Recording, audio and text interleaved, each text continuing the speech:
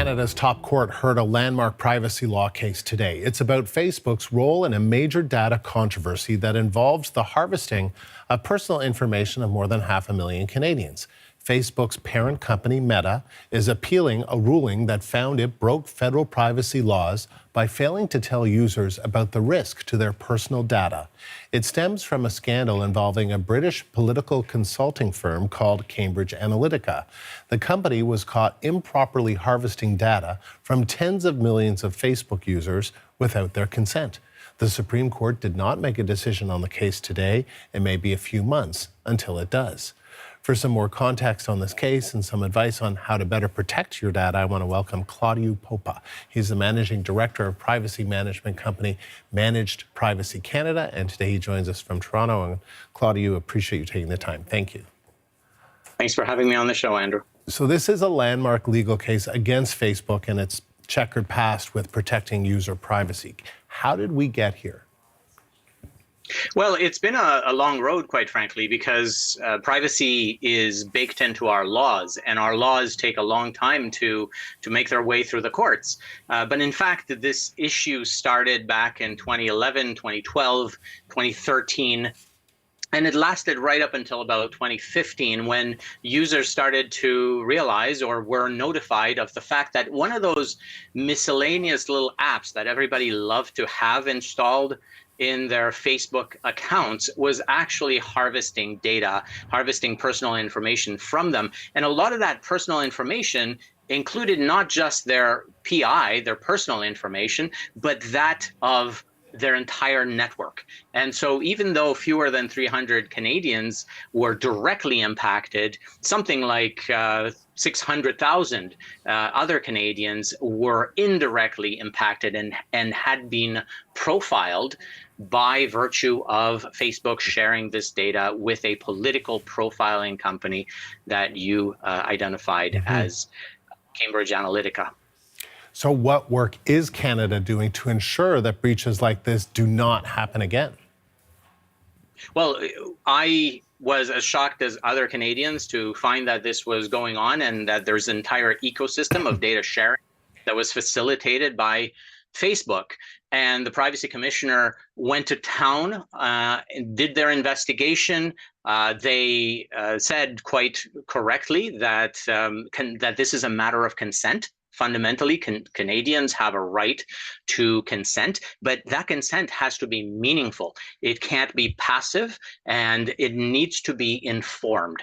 And what that simply means is if practically all of those Canadians knew that their data was being harvested, they certainly would not have wanted to share it. And so today's case that's being heard as a result of the Court of Appeals upholding the fact that this was not a case that included meaningful consent is critical for literally everyone's privacy rights in Canada. So I certainly appreciate the fact that you're covering it.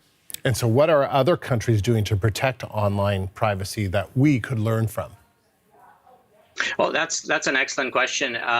In the USA, unfortunately, there is no federal privacy legislation, so they would not have access to what we have and what we know as PIPEDA or PIPEDA here in Canada, which is really the protection of personal information. So we bake in the protection of personal information right into the name of the law.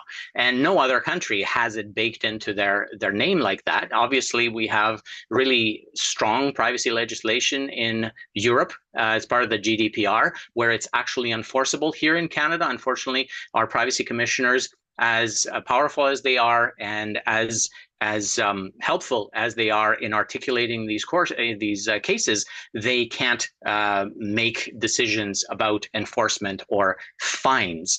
But Europe can. And that's kind of where privacy reform is going in Canada. It's already happening in Quebec, and that's certainly appreciated. Other provinces are looking to follow suit, so that's fantastic. But in the meantime, we always recommend that users protect themselves as much as possible, if only because the more they tighten their privacy, the more it's clear that they care about privacy. So you won't have a platform that comes and says, well, you didn't change the defaults, therefore you must not care. If you show that you've tightened those defaults and you go through those settings, it will show that had you been given the option, you would have refrained from providing consent for data collection and sharing. Okay, so I was going to just ask you, I think you're getting at it, but in the meantime, what can individual users do to protect their privacy? Yeah, that's exactly right. So the first thing is to protect their account. Their account is central to their identity protection. It prevents identity fraud. It ensures that you have control of your personal data. And it, of course, controls all of your activities online. So make sure that you enable that two-factor and multi-factor authentication.